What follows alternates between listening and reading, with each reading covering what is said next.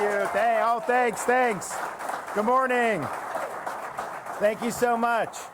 Thank you. Good morning. Great to be back in Ybor City at HCC. Thanks for hosting us, and we're excited about today's announcement. And joining me for today's announcements are Attorney General Ashley Moody, as well as our Commissioner of Education, Manny Diaz, and the Chancellor of the State University System of Florida, Ray Rodriguez. We'll also hear from a mother of three here in Hillsborough County, Kimberly Davis. And then we've got a motley crew of legislators here today. We have Senator Jay Collins and Senator Danny Burgess are here. And then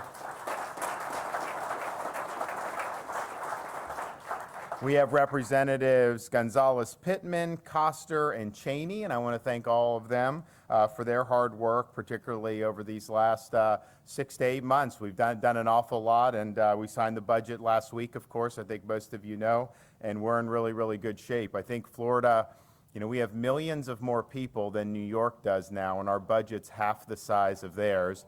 But I think our services and infrastructure and education are all better, so why are you spending all that money and taxing people like that? So I think we're showing how it's done, and I think these legislators, really help lead the way. So thank you for what you've been able to do. So you may have surmised that we're going to be talking about higher education today, and we are going to be taking an action to defend Florida's higher education system. We are currently ranked #1 in the nation for higher education by some of these publications. And one of the reasons we are is we are the lowest in America for tuition and fees in higher education, and that's really important. And I don't think we have done tuition increases in Florida, I think, for about 10 years. And so that's something that's been very, very significant. I think if you look over the last generation, academic inflation has been like way, way, way over and above anything with normal inflation. And part of the reason for that is people in my generation, when we were coming up, and people a little bit after us too, were basically told, you're not going to be successful unless, you go get a college degree. And while that's great to aspire to, and we want to have pathways for people, you had a generation of students who went deep into debt, and many of them had degrees that weren't necessarily putting them in a position to do anything special in the economy.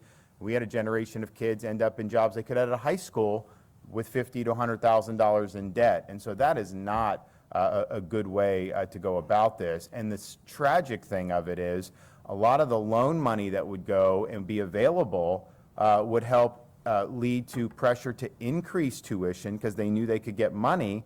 And then the money they were getting with increased tuition was not improving the education outcomes, it was increasing administrative bloat and things that really had no direct impact on the quality of education.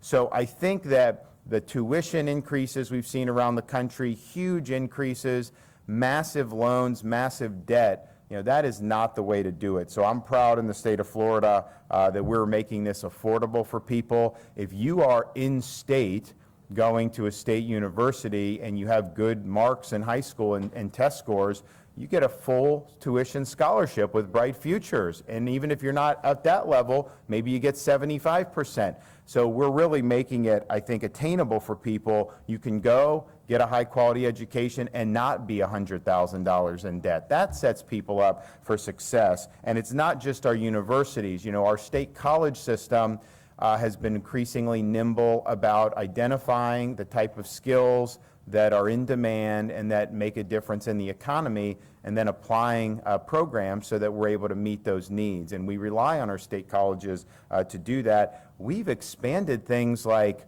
commercial driver's license. We used to do 600 truck drivers a year in Florida. Now we're up to 3,500 we can produce a year in the state of Florida. And guess what? If you get that, you're probably going to make $100,000 to start. I know you do at Walmart. I think they do $110,000 there. And there's a whole bunch of other things, nursing programs, because we know we need more nurses, all these other things that we're really proud of, but we're proud that we're doing it in a way that's attainable for people and affordable for people. We are #2 in the nation for our 2-year graduation rate. Obviously, that's a testament to our state college system. And then number 4 for 4-year graduation rate. You know, the dirty little secret is a lot of these universities kind of want to incentivize you to do 5 or 6 years because, you know, they just get to pocket more tuition money. You drag it out a little bit. You know, us in Florida, we very much expect the 4-year graduation, and that's really where we try to go. So we want you in, and we have some students, I know, I mean, I've got people on my staff who graduated with a bachelor's degree in like 2.5 years. And so we want to do that. Get in, get what you need, and then go get on with your life. It's really, really significant. So we're proud of all that. You know, and at the same time, I think we recognize in Florida that these institutions, you know, are not existing in a vacuum. These are not institutions that could exist without the support of the taxpayers of the state of Florida. They are funding billions and billions of dollars into these systems because we think it's important. But I think one of the things that goes along with that is if Florida taxpayers are footing the bill for this, we need to ensure that these systems are accountable to the best interests of the state of Florida and the people that you elect to oversee the budget and oversee the administration of this. There's a strain of thought that somehow, you know, if you step on a university campus, that somehow you just do whatever you want, and even though you're funded by the taxpayers, there can be no meaningful oversight or making sure that we're focused in the proper direction. We reject that in Florida. I mean, we think not only do we have the right to ensure that the universities are pursuing the proper mission, we have a responsibility to ensure that universities are pursuing the core mission. And for us, you know, we believe in the traditional mission of a university to pursue truth, to be able to promote rigor in academic discourse, and to prepare students to be citizens of this republic. And I know that that's not necessarily, that may have fallen out of fashion in many parts of the country, but we don't think that the purpose of universities is to impose an ideological agenda. There should be freedom of discussion, freedom of speech, and there shouldn't be an imposition of an orthodoxy. And we've just been very clear on that. And we've done things not only to make sure that we stay on track with the core mission, but also to make sure there's accountability writ large in the university. And we've enacted over the recent years a number of reforms that we think are very, very positive. One, we've actually legislative reforms so that these accreditors, and I'll talk more about those in a minute, these accrediting agencies are not the end-all be-all, that we have an ability to go seek different accreditors to make sure that we're getting the proper accreditation. And the reason why that's important is because they tie all the federal money to it. So if somebody, now granted, our university system, you don't necessarily need to take out a lot of federal loans because it's affordable, but people sometimes do, a Pell Grant, all these things. If you don't get accredited, then they will not give any of this federal aid. And so who these accreditors are, nobody really knows any of these people. Who elected them? Nobody elected them. They're just kind of existing, you know, out there in the ether, and we're supposed to genuflect without any accountability. And so we've recognized that that is not appropriate. Second, we now have in Florida, all tenured professors must undergo review every 5 years and can be let go for poor performance. And I think that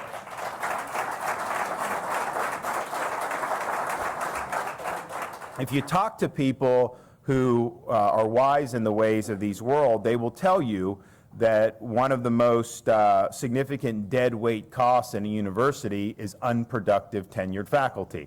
And so, you know, our view is you know, this is an appropriate check and balance on trying to prevent that. On the one hand, there is a role for tenure, and because we thought about, should we just not have it at all? And I was sympathetic to that because I'm like, you know what, we can just hire people to do a good job or whatever. But we had during COVID, you know, you had some tenured faculty at places like Stanford who were speaking out very early against lockdowns, against forced masking, against school closures. And I guarantee with the hysteria that was happening, those people would have definitely been run out of town. They would have lost their jobs, if they didn't have tenure. So I do think that there is value in that. So I think we struck the appropriate balance with what we've done, but what it's going to end up doing is it's going to provide very positive turnover. We've put in huge amount of money directly to the university presidents so that they can go out and recruit new faculty.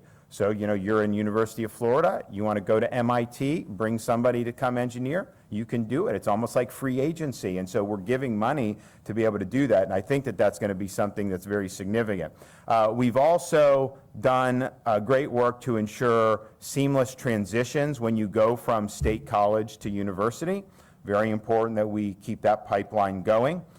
We have nixed so-called DEI at universities in the state of Florida. I mean, we believe in treating people as individuals.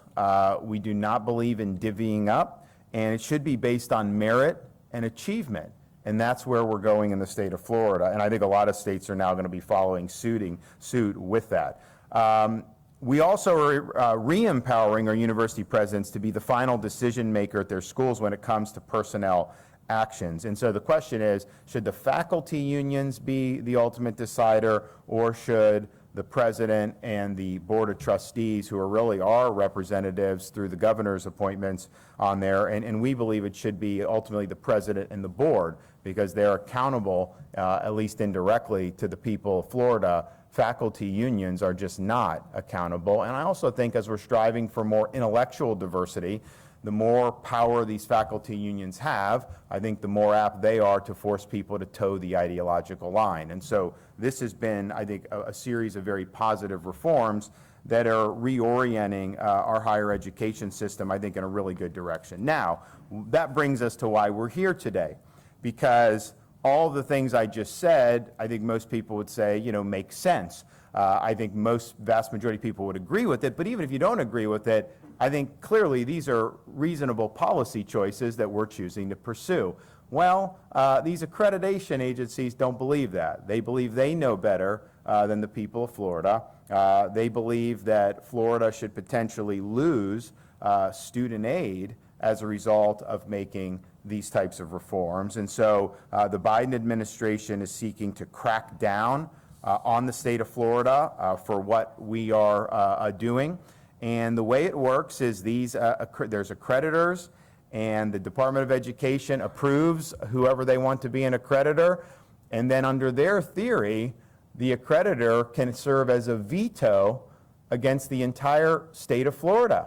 That if our legislature passes, reasonable reforms, governor signs it, that they somehow get a veto of that process. And I've read the state and federal constitutions a lot, and I don't recall seeing that clause in either of those constitutions. And so we reject the idea that a totally unaccountable, unappointed, unelected accrediting agency can trump what the state of Florida is doing. And some of these things we did prior to the election, and we ran on it in the election, and this was a big part of what we did. So we have this one, the Southern SACS, they call it, Southern Accreditation Agency here, and they try to stick their beak into different things with all this.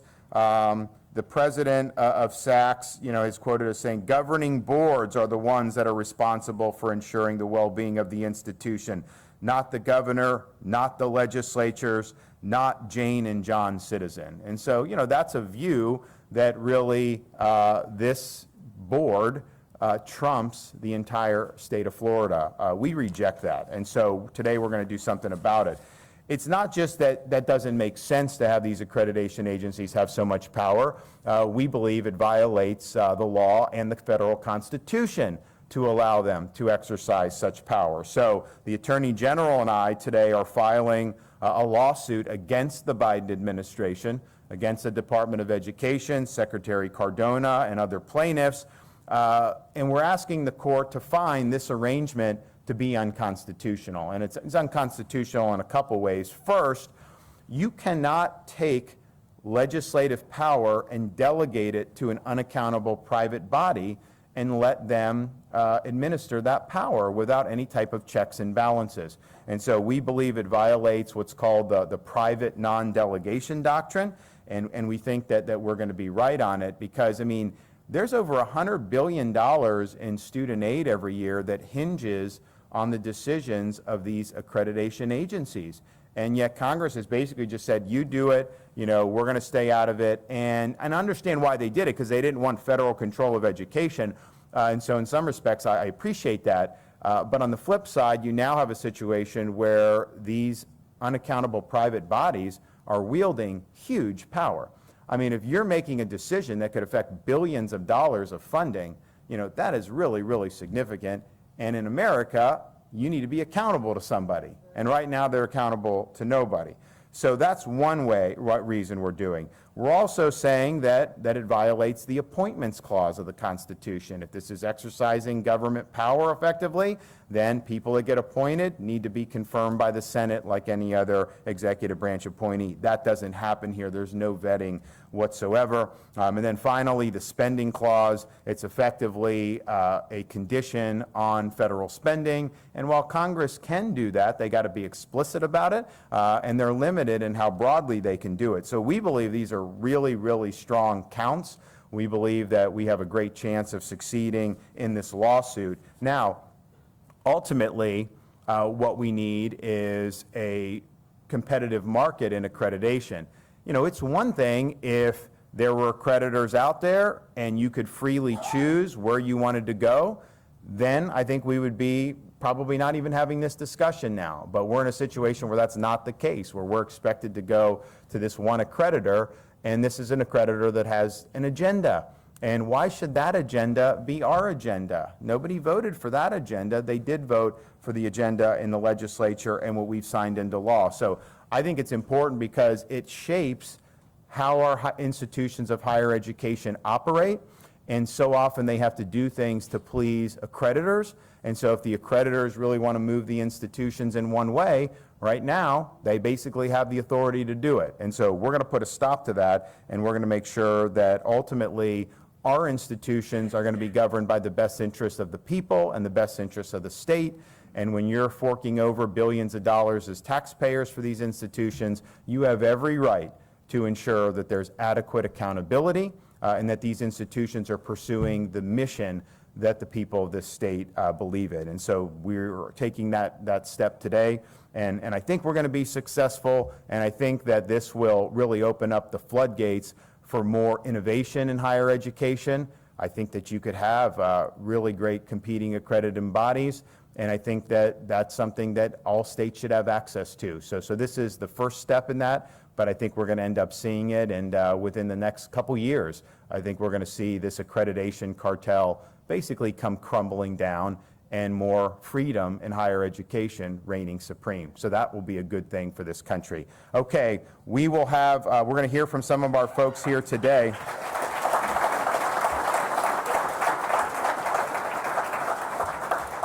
We're going to hear from some of our great folks today. So first, spearheading the effort today and following the lawsuit, I believe down in Fort Lauderdale. Is that where we're filed? So the lawsuit filed down in Fort Lauderdale in federal court, federal district court, is our Attorney General Ashley Moody, and she's got a pretty good record going against the Biden administration. So let me remind you. Thank you, Governor. You know, I believe the governor's comments and introduction of what we are trying to do shows why Florida is leading the nation on so many of these critical issues in our states. In fact, I cannot think of a governor or any leader who is more diligent when in his gut he questions the nonsense of something, or when he sees why something has been set up for so long and a practice has been entrenched for so long, and he said, that doesn't make sense. We can't govern like that.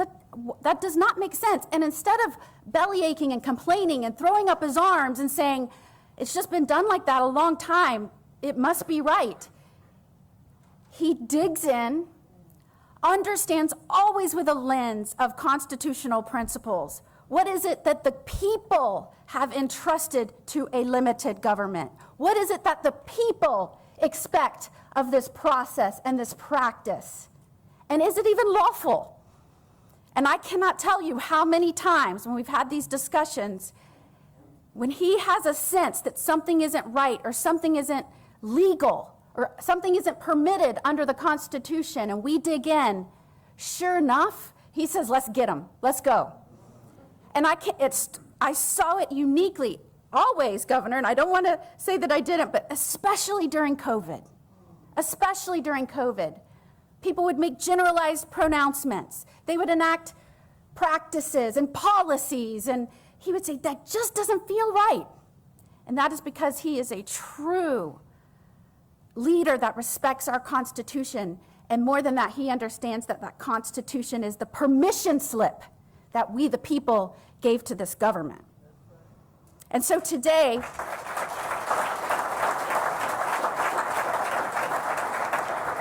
is just a reflection of we, the people, ensuring that it is us, we, that is running government, that is having a say in these practices.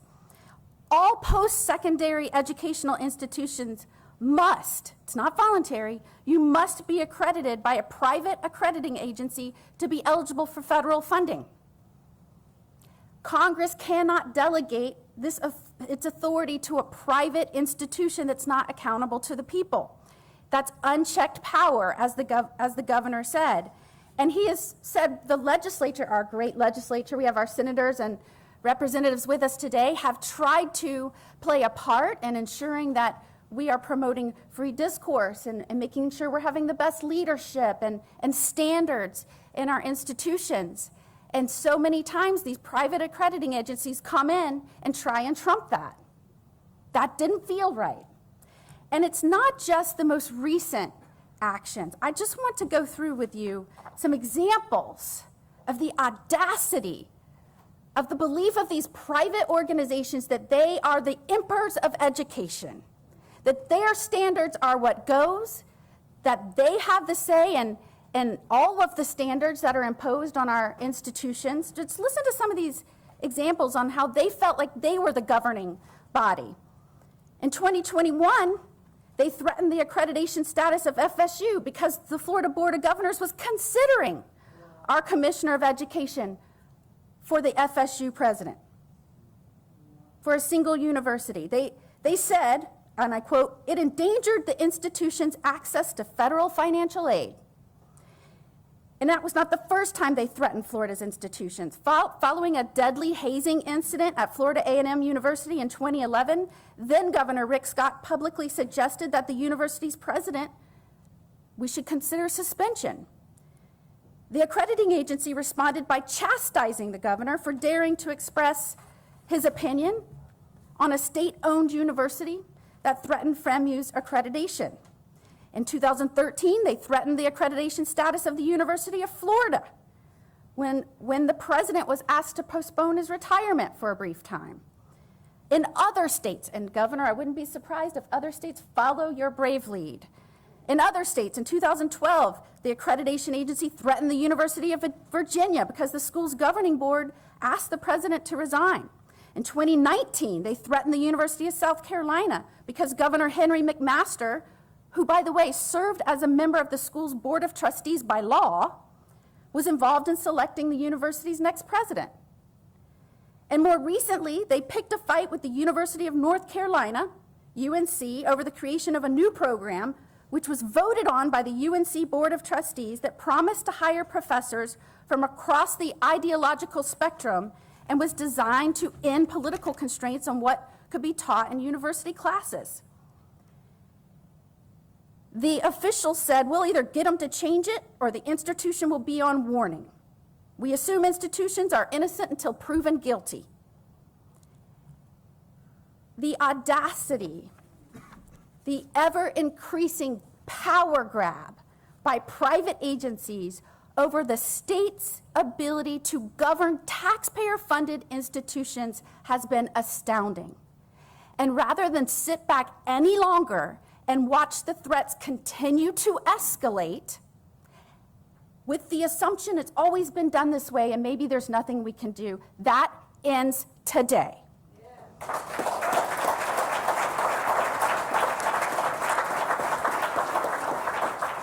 It is unconstitutional, it is illegal, and with this action we are taking back the power to oversee our institutions by the people that fund it and this great state rightfully. And thank you, Governor DeSantis, for your bold leadership.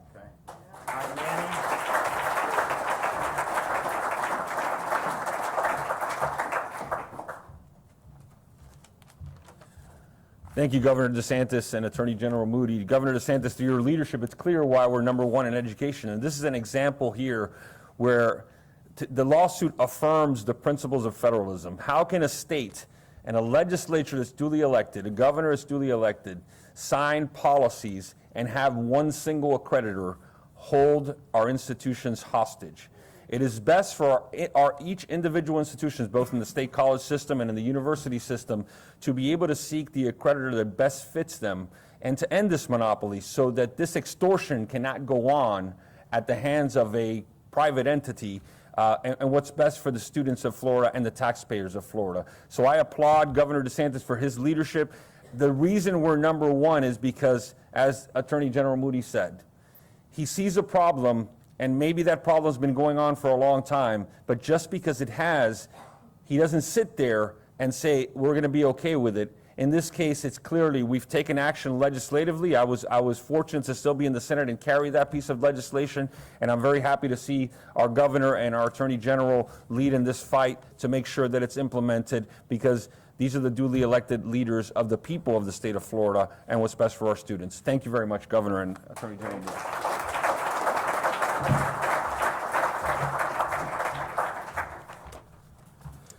Good morning.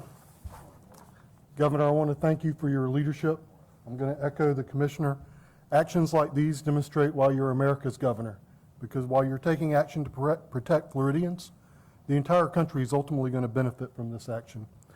I know for many of you this is a surprise that we've come up today and announced there's going to be litigation against the U.S. federal government. And many of you may think it's coming out of nowhere. I'm going to take just 2 minutes and give you some background, because this has been a long time coming. Since World War II, we have been in a situation where there are regional monopolies in the area of accreditation. So depending on where your university or college was located, it was dictated whom your accreditor would be. And because we're in the Southeast, our accreditor was Sachs. Under Betsy DeVos as Education Secretary, the Department of Education went through rulemaking, and they blew up the monopoly aspect of accreditation. And in theory, if the Department of Education is following their own rules, we should get to choose which of the regional accreditors we go to. And so that's what's happened here. 6 months ago, the University of Central Florida submitted a request to move from Sachs to the Higher Learning Commission as an accreditor. We did not receive a response. Actually, it was 7 months ago that they made their request. We went 6 months hearing nothing from the Department of Education on this response. And when they finally did respond, they didn't give us the answer as they're required to by their rule. Instead, they responded with more questions. And I want to make sure everyone understands, we didn't send a one-page letter notifying Department of Education that the University of Central Florida wishes to move. It was a 14-page letter that, section by section, provided the information we were required to by the Federal Code of Regulations and the guidance that had been issued by the Department of Education, identifying why they wanted to move and how it served the interest of our students. 14 pages, plus there was an appendix that was probably another 100 pages attached to that, which was required. There was nothing left out of this application. And yet, 6 months later, we still don't have an answer. The Department of Education holds themselves up as if their action is to protect quality. And that's why they're delaying the response to the University of Central Florida. Did you know that there are nearly 50 four-year nonprofit colleges and universities who have graduation rates of 20% or less, and they're still accredited by Sachs? And this is the accreditor that the federal government wants to hold us hostage to and be trapped, only to be accredited by them. University of Central Florida is an emerging preeminent university in our state. Their long-term plan is to achieve the metrics that will qualify them for preeminence and ultimately apply for admission to the AAU, which is the most elite higher education organization in the country. Only 3% of Tier 1 research universities are invited, and yet those 3% achieve over 60% of federal research dollars. That is UCF's long-term plan. There is no regional accreditor in the country who has accredited more AAU universities than the Higher Learning Commission. They are the accreditor that is known for innovation among the 7 regional accreditors. They are the accreditor that best fits the long-term plan for the University of Central Florida and their students. And the federal government continues to obstruct us. Not only do we have all these strong constitutional challenges that the governor has identified and we are going to win, but even beyond that, the Department of Education is not even following their own rule. We are a nation built on the rule of law. The law applies to everyone, whether you're John Q. citizen or the U.S. federal government. And I'm thankful for the Attorney General and our governor to hold our federal government accountable to that principle. Thank you.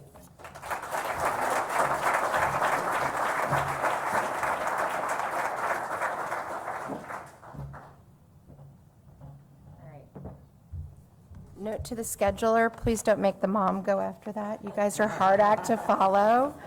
My name's Kimberly Davis. It's an honor to be here. Governor, Attorney General, Manny Diaz, thank you all for everything that you're doing for us. It's an honor. I want to thank you for continuing to stand strong for parents like me and all of us to fight in our fight to protect our children.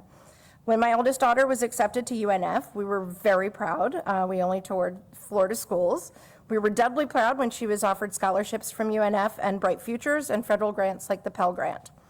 Florida's higher education system is one that I know, FSU girl, go, and one that I trust. We've been #1 in the country for 7 years in a row. Families are flocking to the great free state of Florida, thank you, Governor, in record numbers, and I know that our world-class higher education system is one of those reasons. And thank you for making it affordable as well. In Florida, our parents, teachers, and professors will focus on education, not woke ideology. I do not want any outside influence, especially from accreditation organizations like SACS, and more importantly, from our current federal government. Right now, unelected federal bureaucrats in D.C. are trying to run this state. We need to remind them that our governor, Ron DeSantis, runs this state. He never backs down from a fight, and he will always have the backs of parents and protect our ability to choose what is right for our children. In a rogue accreditation agency like SACS wants to play political games of ideology instead of supporting my daughter's earned education. She worked for that. Thank you for helping her. Governor DeSantis is absolutely right to go another way, and thank you for Ashley Moody for filing the lawsuit. Thank you, Governor, for everything you do and are doing to keep Florida free, safe, and #1 in higher education. All right. Thank you.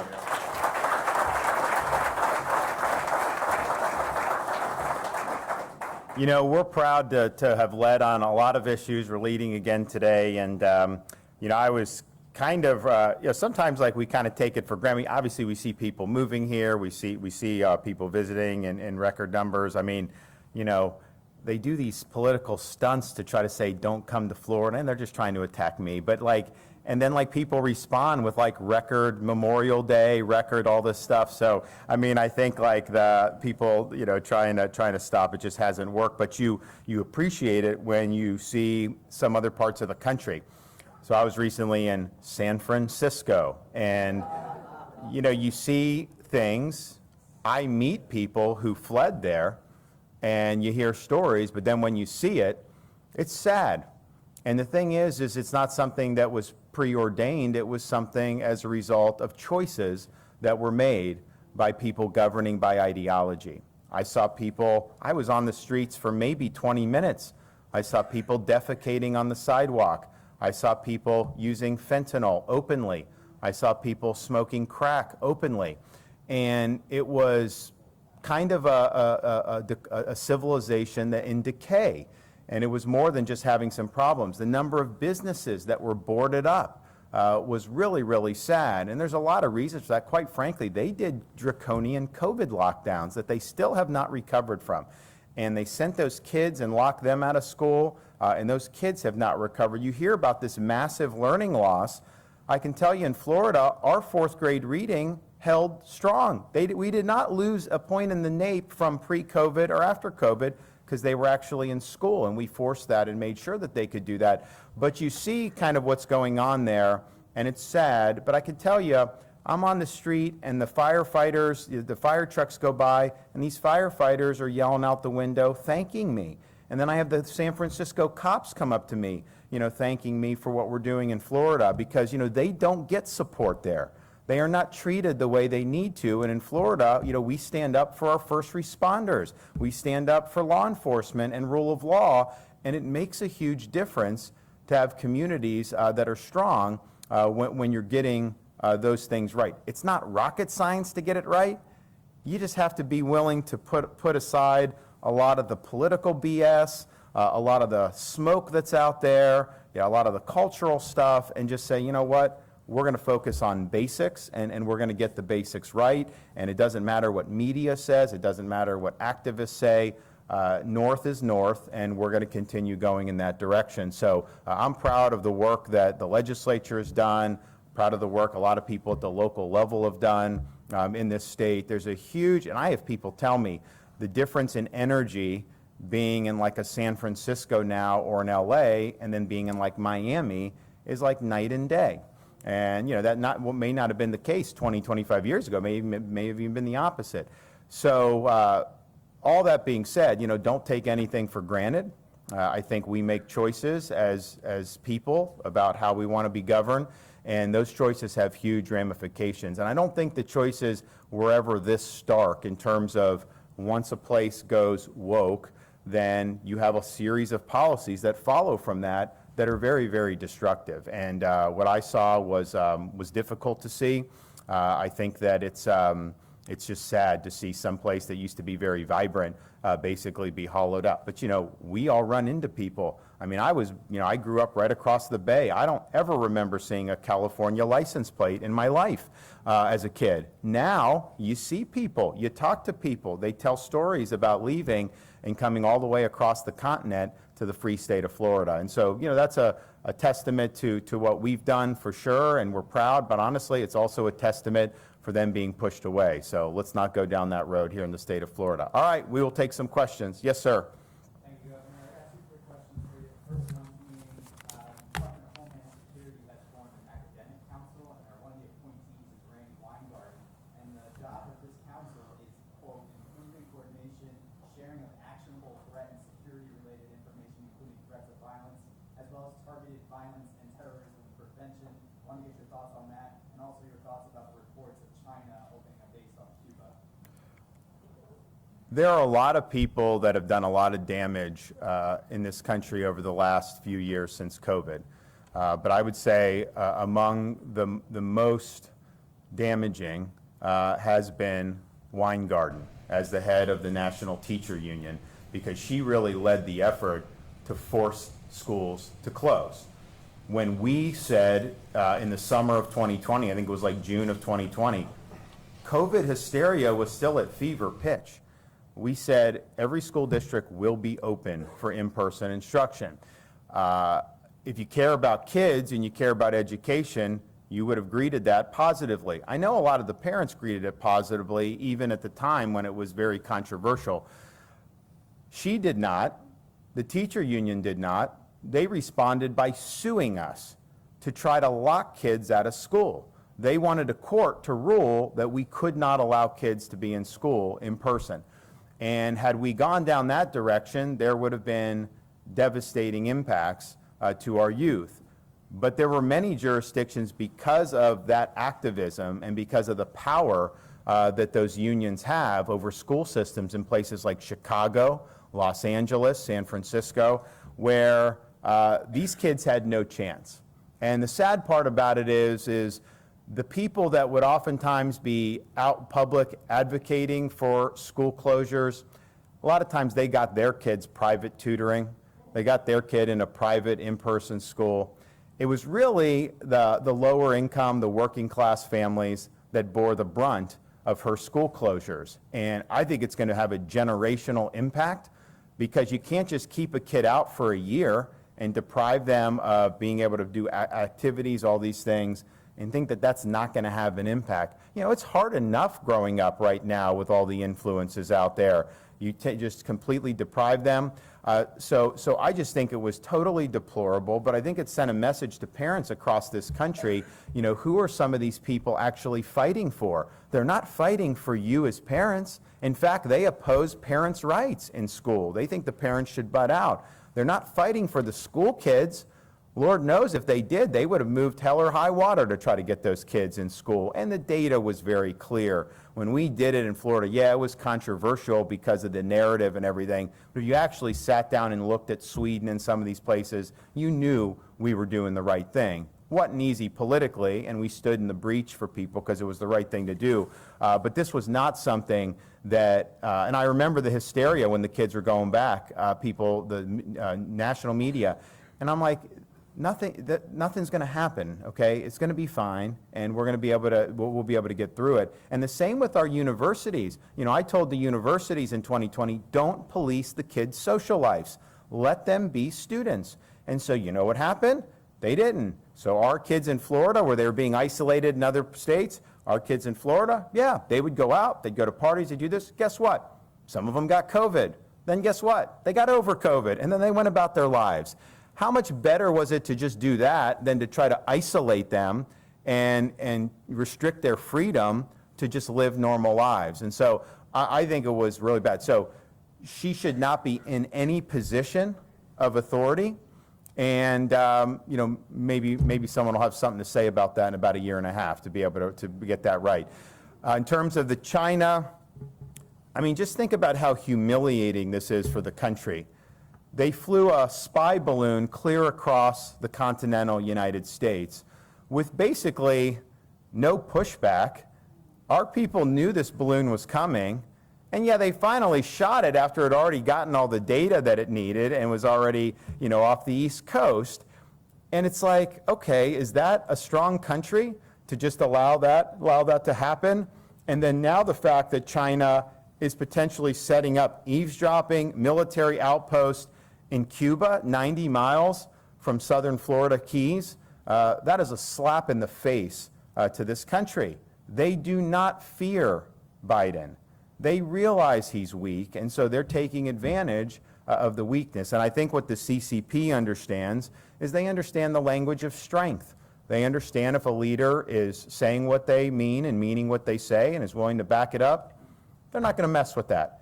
But if they have an opportunity to take some action and to advance their agenda in ways that they don't envision any pushback for, they're going to take that. So I think his whole approach to China has been flawed. They're now really bending over backwards, it seems, to try to get back in Xi's good graces. Meanwhile, China continues to increase their military. They continue to have an inordinate impact on our lives here in America, with how much our economy is now dependent on things made in China. You know, you can't even get the ammunition we would need for a war unless you get stuff from China. You can't even refurbish our own nuclear arsenal unless you get stuff from China. And then what does Biden want to do? He wants to force everyone an electric vehicle. Well, guess what? Where do we get the materials to go into creating the batteries? From China. So it actually makes us more dependent on China. So I think there's a few things that we need to be doing. One, and we've taken action in Florida, combat CCP influence within our own country. We nixed the Confucius Institutes in the state of Florida. They put them in universities, colleges, and they're basically propaganda arms of the CCP. We said, not here. We signed legislation banning the purchase of land by CCP in Florida and related entities. They want farmland, they want land near military bases, not here, not on our watch, but they have influence in higher education, they have influence throughout our domestic economy, they have influence in things like entertainment, which, you know, the Soviet Union, yeah, they would have spies and stuff. They never, at the height of the Cold War, had this much influence over American society. So that's just one thing. The second thing is, we need to be economically sovereign as a country. it's one thing to say, you deal with other countries, and of course we will have to do that, but to have so much critical issues in our country depend on China is not healthy. I don't think it's healthy for our industrial base, for our economy, for jobs, for all that, but certainly from a security perspective, it's a huge, huge problem. So we need to be doing more of that here in the United States. And then just finally, we have a limited capacity now to project power around the world. We had about 600 ships in Reagan's day. We got, about 280, 285 now. If you look at the Pacific theater, I think that is the dominant theater for us in this decade and beyond. And we need to be able to project power. We need to be able to work with Japan, Korea, India, Australia, other allies in the region to be able to check Chinese expansionism and China's ambitions. And it all goes back to a bet that a lot of policymakers made in this country 20, 25 years ago, that if you put China on a pedestal, gave them most favored nation status, put them in the World Trade Organization, that they would become more democratic as they were able to, dump products into other people's markets. And in reality, the opposite has happened. Xi is more ideological than any ruler since Mao Zedong, and he's been more authoritarian than any Chinese ruler since Mao Zedong, and he's used a lot of that industrial strength, a lot of that wealth to make China a near-peer competitor to the United States. And so that was a failed experiment, and now we're in a situation where we've got to dig ourselves out of that and get on better footing so that we're doing what we need to do to protect the interests of the American people. Yes? Former President Trump has continued to attack you, and he did again last night. Regardless of his attacks, will you 100% pledge to support Trump as a GOP nominee? So what I would say is this. When you are saying that Cuomo did better on COVID than Florida did, you are revealing yourself to just be full of it. Nobody believes that. And you know why?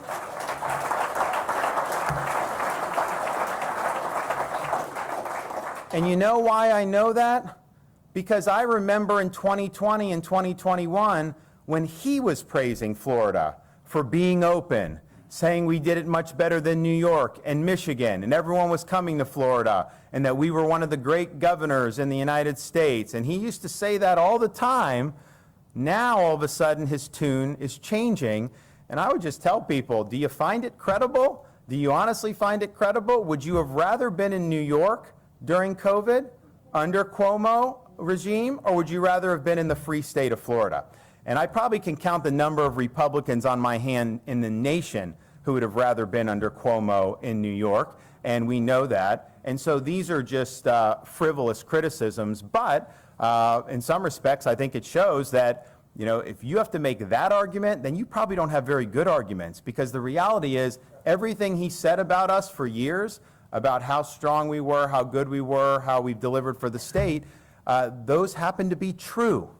And now he's trying to backtrack because he views he needs to do that, and he's saying things that are false. And so that's fine if you want to do it. I don't think people are going to buy it. I don't think it's going to ultimately matter in the end. I think we're going to be successful. But at the same time, you get into these processes, it's like, I want to beat Biden, okay? I will do that. I will get that done. And I think more importantly than that, I will actually bring these policies for a landing and get it all done up there. It's one thing to promise things, but when you don't deliver on it, then it's like, okay, then they get in and then they get to do stuff by the time they get in. So we'll do it. But it's a important process. And you respect the process and you respect the people's decisions, how this goes. But I'm very confident that those decisions are going to be positive for us. Back there, yes, sir. Which lawsuit is that? She's suing us every other day, it seems like. What was it about? It's about my staff? Yes. It's totally frivolous. So, we have staff in the executive office of the governor who in their private time have wanted to do things to be able to help our campaign. And so they've called friends, asked for support, donations, all this other stuff. They have every right to do that. They don't use state resources to do it. Of course not. But you have every right as a private citizen to be engaged and to be involved. And I would note, I have I'm on, so we have I've had 3 chiefs of staff. We had Shane for the first 2+ years. Adrian was always meant to be a short term. And then now we've had James. And Shane and Adrian are both huge supporters of our campaign. My current chief of staff in his spare time feels so strongly about it that he's out there helping and rustling up support. I also have on my campaign, my lead policy guy was my chief of staff when I was a U.S. congressman. He felt so strongly that he's moved, he and his wife moved to Florida from Washington, D.C. to be a part of our operation. And so I think it shows, these are people that have worked for us through the years, and here we are, and they're rallying support for me. That's not true about every other candidate. I mean, there's other candidates that a lot of the people that have worked for them, they're running for the hills. And they don't want to be a part of a future campaign. And so I think it shows that from the time we were involved in any of this stuff, we've basically been very mission-oriented. We've really asked a lot of people to just stay on target and get as much done. But I think a lot of people feel very, very strongly. So I think it's a very positive thing. I'm confident it was 100% totally compliant with anything. And I think it's just a great testament that people understand we need to change some things in this country. We're off kilter. We can't keep going like this. And so we really represent a restoration of sanity in this country. We represent a return to normalcy. You can't have communities being overrun by illegal aliens coming in. You can't have them be overrun by drugs and criminals. That's not what community life is supposed to be. And they know that we'll also restore integrity into institutions like our military, not have woke ideology, but commitment to mission. Our constitutional system, there's no 4 branches of government, there's 3. We don't have an administrative state that gets to operate on its own, not by design. It's doing that now. We're going to bring that to heel. We're going to restore proper integrity. So I think people realize that we need a change, and we represent that change. Okay, yes.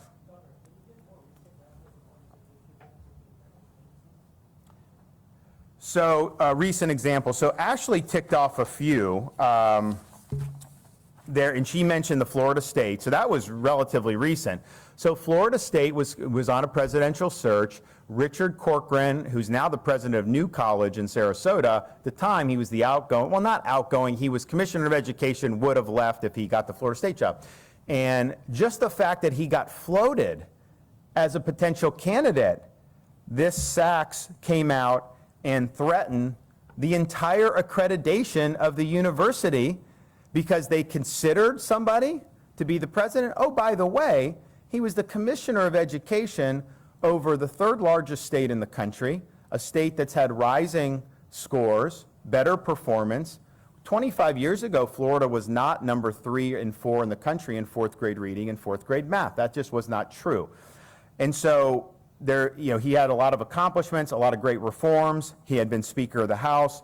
So it's fine if you don't think that's your ideal candidate, but to say you lose accreditation for just potentially considering or putting someone in the hopper, is ridiculous. I think Ashley may have mentioned when they had the deadly hazing incident at Florida A&M, my predecessor suggested that maybe action needed to be taken against the president of the university, and then they basically chastised the governor for expressing an opinion. Again, this is a state publicly funded university.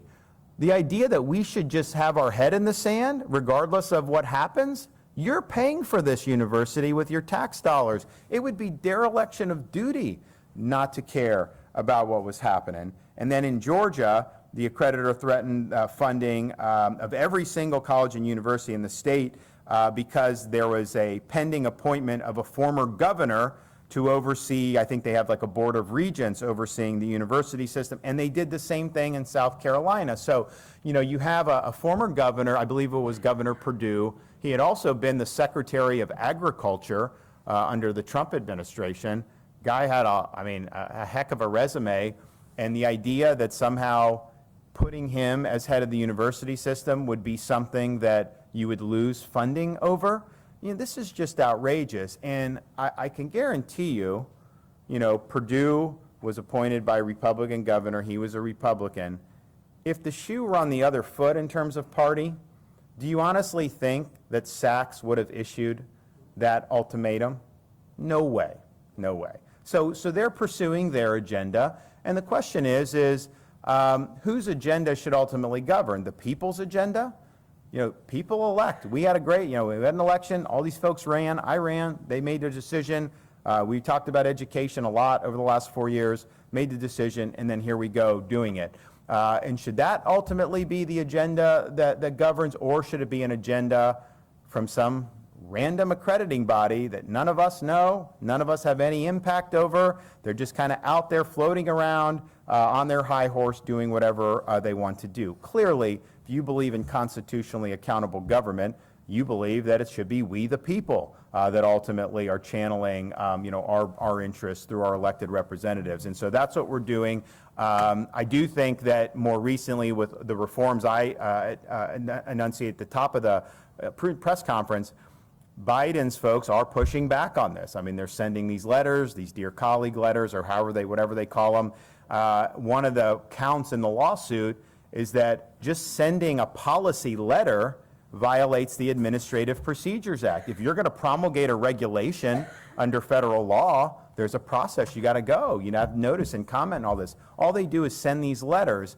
And what happens is most people, most states or private companies, if they get one of those letters from a federal agency, they fold because they know the federal government's powerful. We don't fold in Florida.